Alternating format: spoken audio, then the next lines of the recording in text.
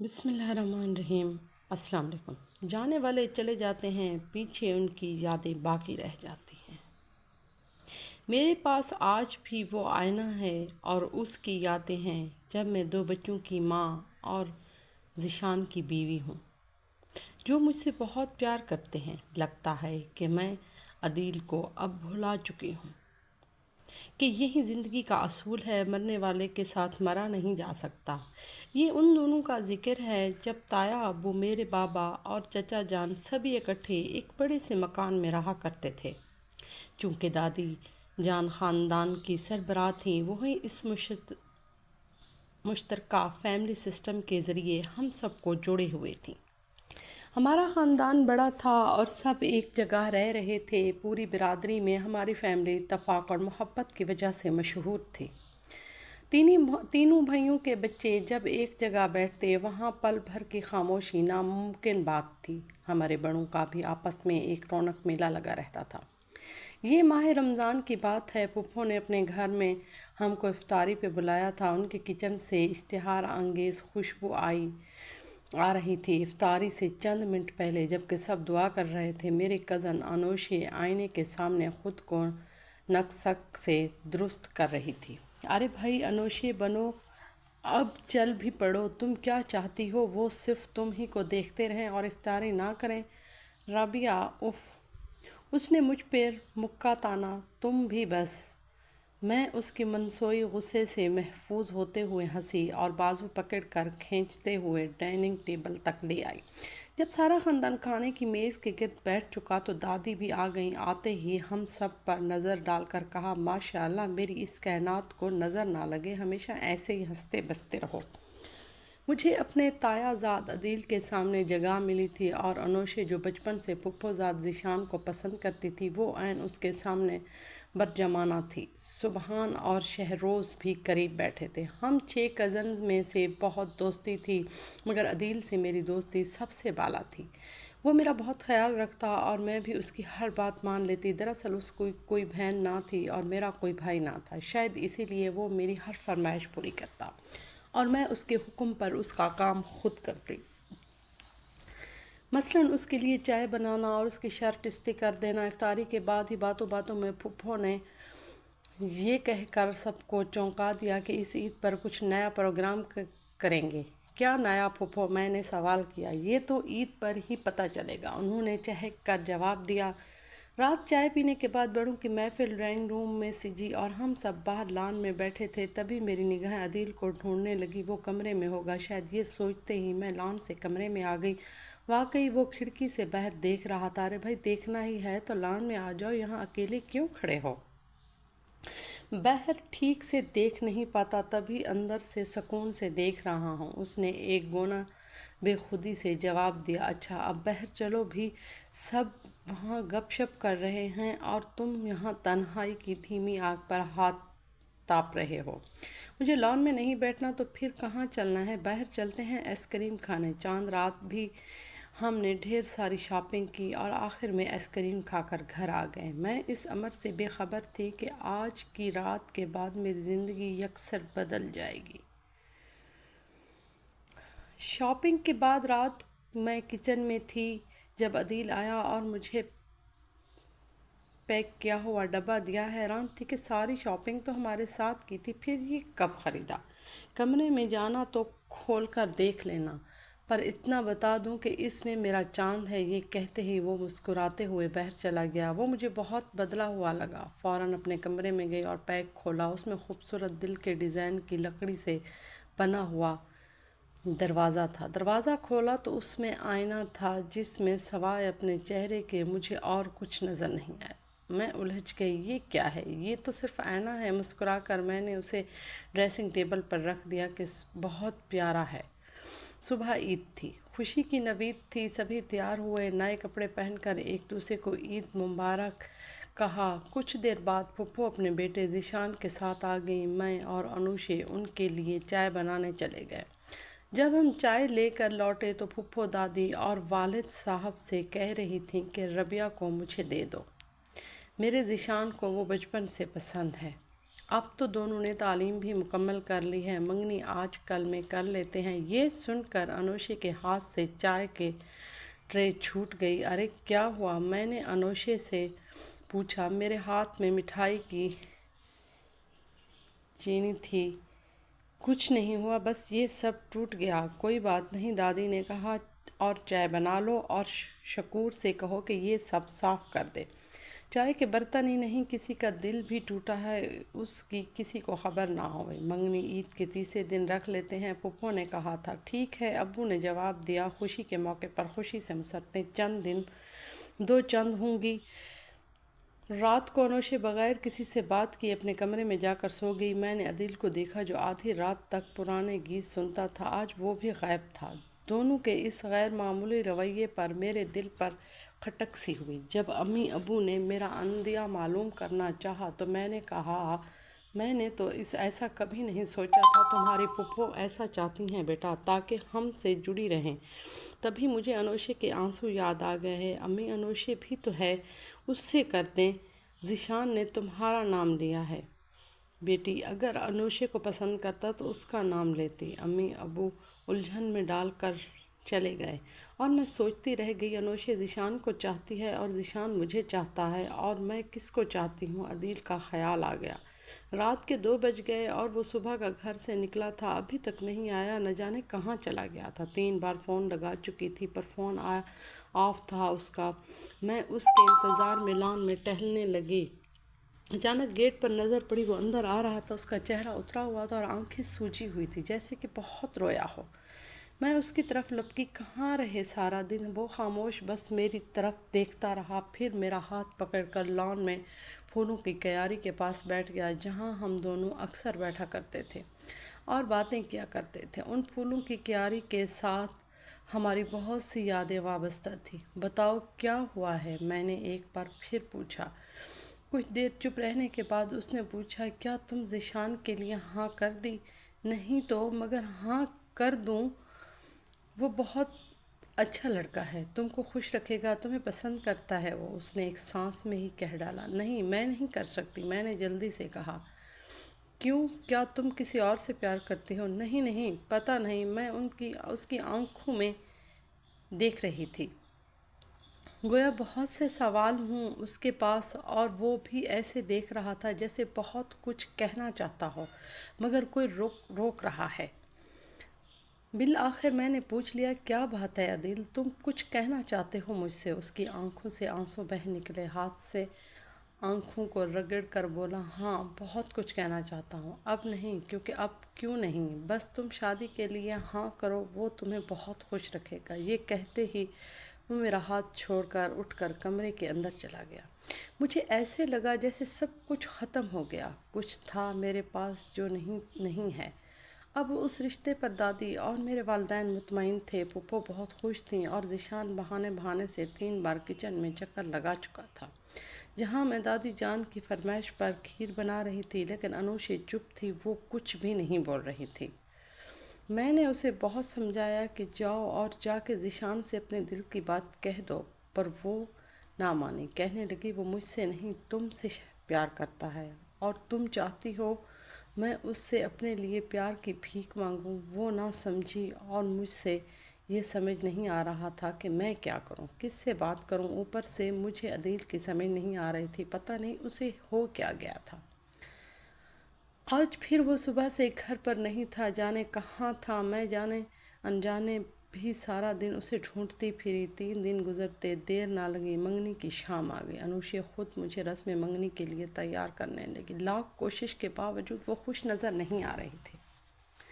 رسم منگنی کے وقت عدیل بالکل میرے سامنے کھڑا تھا، لیکن ان کی نظریں مجھ پر نہیں، ذیشان پر تھیں۔ وہ رشک بھری نگاہوں سے اس کی طرف دیکھتا رہا۔ تقریب کے دوران پھپھو نے ایک اور فرمائش کر دی، کہنے لگی، بھائی مجھ سے اب اور انتظار نہ ہوگا، آپ مجھے شادی کی تاریخ دے دیں۔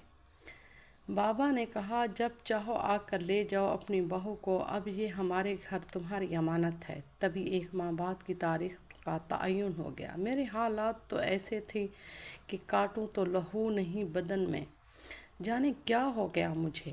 کہ ہر وقت کھوئی کھوئی سی رہنے لگی۔ 1 مہینہ ایسے گزر گیا، تیاریاں مکمل ہو گئی تھیں۔ اس دوران میرا بی اے کا رزلٹ آ گیا، جب انوشے جو میری کلاس فیلو بھی تھیں وہ سیکنڈ اور میں نے فرسٹ پوزیشن لی تھی۔ مجھے کوئی خاص خوشی نہ ہوئی، لیکن جب انوشے نے رزلٹ دیکھا تو کہنے لگی، دیکھو میں ایک بار پھر تم سے 1 قدم پیچھے رہ گئی۔ یہ بات اس نے کچھ اس طرح یاست سے کہی کہ مجھے محسوس ہوا کہ میں غلط کر رہی ہوں۔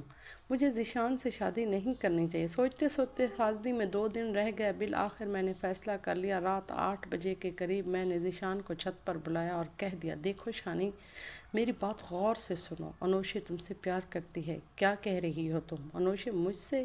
اس نے پریشان ہو کر میری طرف دیکھا۔ ہاں تم سے، میں نے جواب دیا۔ وہ بچپن سے تم سے محبت کرتی ہے، اور میں یہ جانتے ہوئے بھی کہ وہ تم سے محبت کرتی ہے کیسے شادی کر سکتی ہوں تم سے؟ لیکن ہو بھی کیا سکتا ہے، میں تو تم سے محبت کرتا ہوں، وہ بھی بچپن سے۔ ذیشان نے کندھے اچکاتے ہوئے کہا، میں نہیں جانتی، وہ میری پیاری دوست ہے۔ اس 1 ماہ میں اس نے مجھ سے صرف 3 بار بات کی ہے۔ وہ جو 1 منٹ بھی مجھ سے دور نہیں رہتی تھی، میں نے اسے کھو دیا ہے شان، اور شاید بہت کچھ کھو دیا ہے میں نے کھوئے انداز میں کہا۔ ذیشان نے سوالیہ نظروں سے میری طرف دیکھا۔ اب کچھ کرو شان۔ میں کچھ نہیں کر سکتا۔ اب شادی میں 2 دن رہتے ہیں، میں کیا کروں؟ اور ویسے بھی میں اس سے پیار نہیں کرتا۔ میری نظریں تو ہمیشہ تم پر لگی تھیں۔ اس نے میرا ہاتھ پکڑنا چاہا تھا، تبھی میں تیزی سے نیچے جانے کو مڑی۔ کیا دیکھتی ہوں کہ انوشے زینے میں کھڑی میری باتیں سن رہی ہے۔ میرے تو ہاتھ پاؤں پھول گئے۔ تم کیا سمجھتی ہو میں اس کی خیرات میں دیا پیار لوں گی؟ ہرگز نہیں۔ جب وہ مجھ سے پیار ہی نہیں کرتا تو کیا فائدہ؟ جب میں کبھی اس کی آنکھوں میں آنکھیں دیکھوں گی تو مجھے تم نظر آؤ گی۔ میں اس سے شادی کبھی نہیں کر سکتی، چاہے تم اس سے شادی کرو یا نہ کرو۔ اور ہاں، یہ کیا کہہ رہی تھی تم کہ تم نے مجھے کھو دیا؟ وہ میرے ہاتھ اپنے ہاتھ میں لیتے ہوئے بولی، میں ابھی بھی تمہارے پاس ہوں، ویسی ہی ہوں، بس کچھ وقت تو لگے گا، پھر ٹھیک ہو جاؤں گی۔ اب تم آرام سے سو جاؤ۔ اگلے دن مہندی تھی اور عدیل خاندان کی تمام عورتوں اور مردوں کے درمیان بیٹھا ڈھولکی بجا رہا تھا۔ میرے ہاتھ پر ذیشان کے نام کی مہندی لگ رہی تھی، پر میں اب بھی خوش نہ تھی۔ مہندی کی رسم ختم ہونے کے بعد سب اپنے کمروں میں جا رہے تھے، تبھی میں نے عدیل کو لان میں جاتے دیکھا۔ وہ پھولوں کی کیاری کے پاس بیٹھا تھا۔ جب میں نے اسے کہتے سنا، میں تم سے بہت پیار کرتا ہوں، بہت چاہتا ہوں میں تمہیں، بچپن سے لے کر آج تک میں نے صرف اور صرف تم کو ہی تو چاہا ہے، پر میں کیا کروں، تم میری بھی نہیں ہو سکتی۔ شاید میں نے بہت دیر کر دی تم کو یہ بات بتانا۔ پھپھو نے مجھ سے پہلے تم کو مانگ لیا، یا پھر اوپر والے نے تمہیں میری قسمت میں لکھا ہی نہیں تھا۔ میری سب سے بڑی ایک ہی آرزو تھی، تمہیں پا لینے کی آرزو۔ اگر عید کی صبح پھپھو تمہارا ہاتھ نہ مانگتی تو میں تم سے اپنی محبت کا اظہار کرنے والا تھا، پر اب نہیں۔ اب تم میری دوست کی ہم سفر بننے جا رہی ہو۔ ربیہ، کاش تم میرے آئینے کی چاند کو سمجھ پاتی۔ کاش ربیہ۔ میں اس کے پیچھے کھڑی یہ سب سن رہی تھی، دم بخود رہ گئی، جیسے کسی نے میرے سر سے ہتھوڑا مار دیا ہو، اور مجھے یہ تک سمجھ نہیں آ رہا ہو کہ میں کھڑی کہاں ہوں۔ میں اس وقت اپنے آپ کو دنیا کی بے وقوف ترین لڑکی سمجھ رہی تھی۔ خاموشی سے اس کو مخاطب کیے بغیر اپنے کمرے میں چلی گئی۔ تب میں سوچ رہی تھی، کیا میں بھی عدیل سے محبت کرتی ہوں یا نہیں؟ شاید ایسا ہی تھا۔ میں اسے 2 منٹ کے لیے بھی اپنی نظروں سے اوجھل دیکھتی تو دل میں بے چینی ہونے لگتی۔ صبح سویرے کبھی اس کا چہرہ نہ دیکھ لیتی تو یوں لگتا تھا دن اچھا نہیں گزرے گا۔ تو یہ سب کیا ہے؟ آخر محبت ہی تو تھی نا۔ سوچوں میں غلطیاں تھیں کہ اب کیا کروں۔ اچانک ذہن میں ایک خیال آیا اور اٹھ کھڑی ہوئی۔ یہ بھی نہ دیکھا کہ رات کے 2 بج رہے ہیں۔ امی بابا کے کمرے پر دستک دی۔ اس وقت کون ہے؟ امی نے کہا۔ میں ہوں ربیہ، دروازہ کھولیے۔ خیر تو ہے بیٹا؟ امی نے گھبرا کر دروازہ کھول دیا۔ میں نے والدین کی ساری الجھن بتا کر حقیقت سے آگاہ کر دیا۔ امی بابا دونوں ہی پریشان ہو گئے۔ یہ کیا کہہ رہی ہو ربیہ بیٹی؟ میں ٹھیک کہہ رہی ہوں، پلیز آپ لوگ کچھ کریں۔ جو جس کو پسند کرے اس کی شادی اس سے ہونی چاہیے۔ انوشے ذیشان کو اور عدیل مجھے اس سے آگے نہ بول سکی۔ اچھا تم اب سو جاؤ، صبح بات کریں گے۔ لیکن نیند کہاں، صبح تک کے 4 گھنٹے نے کانٹوں پر جاگ کر گزارے۔ صبح ہی بابا نے ساری حقیقت دادی اور پھوپھو کے سامنے رکھ دی۔ انہوں نے پھر شان کو بلایا اور سمجھایا، تب اس نے کہا، ٹھیک ہے، آپ لوگ ربیہ اور عدیل کی شادی کر دیں۔ اگر ربیہ بھی یہی چاہتی ہے، یہ کہہ کر وہ کمرے سے نکل گیا۔ ربیہ ہو کہ انوشے میرے لیے تو دونوں برابر ہیں، پھوپھو نے افسردہ سے کہا۔ ذیشان نے عدیل کو فون کیا، کہاں ہو؟ مارکیٹ میں کچھ لینا تھا مجھے۔ اچھا تو پھر جلدی گھر پہنچو، اور ہاں اپنے سائز کی شیروانی بھی لیتے آنا۔ ارے یہ کیا کہہ رہے ہو تم؟ میں تمہاری شادی پر شیروانی پہنوں گا، پہن کر کیا کروں گا؟ ویسے بھی بہت اچھا کرتا لے چکا ہوں۔ میری نہیں بیوقوف، تمہاری شادی کی بات کر رہا ہوں۔ کیا مطلب یار؟ کھل کر بتاؤ۔ میں سمجھا نہیں۔ وہ الجھ گیا۔ تم جیسے احمق میں نے نہیں دیکھا یار۔ تم ربیہ سے شادی کرنا چاہتے تھے اور ایک بار بھی اسے یا مجھے اشارتاً بھی نہیں کہا۔ اب ہم کو خواب تو نہیں آتا کہ تم کیا چاہتے ہو، تمہارے دل میں کیا ہے؟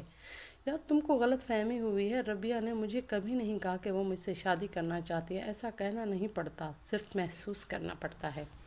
تم لڑکے ہو، اس سے دل کی بات نہ کر سکے، وہ تو پھر لڑکی ہے۔ اب اتنے مہمان نہ بنو کہ میرے لیے قربانی دے کر مجھے ولن نہیں بنا دو۔ بس اور کوئی بات نہیں کرنی، بس شیروانی لے آؤ اور یہ لو، ربیہ سے خود بات کر لو۔ آئینہ دے دیا اور سمجھایا نہیں کہ خود یہ چاند کا معاملہ کیا ہے؟ میں ساری چاند رات سوچتی رہی، یہ چاند کا معاملہ کیا ہے؟ سوچا صبح تم سے پوچھوں گی۔ تم تو جانتے ہو میں ازل کی بیوقوف ہوں، اور صبح تو گھر کا نقشہ ہی بدلا ہوا تھا۔ اگر کل رات میں تمہاری اس پھول کی کیاری سے کی ہوئی باتیں نہ سنتی تو کبھی اپنے دل کی آواز اور اس آئینے کو میں اپنا چہرہ نہ دیکھ پاتی۔ اور تم نے تو ویسے ہی مجھے کچھ نہ بتانے کی قسم اٹھائی ہوئی تھی۔ اچھا اب شیروانی لے آنا۔ انوشے چھت پر تھی، فون بند کر کے میں اس کے پاس گئی، اسے بہت منایا وہ ذیشان سے شادی کر لے، پر وہ نہ مانی۔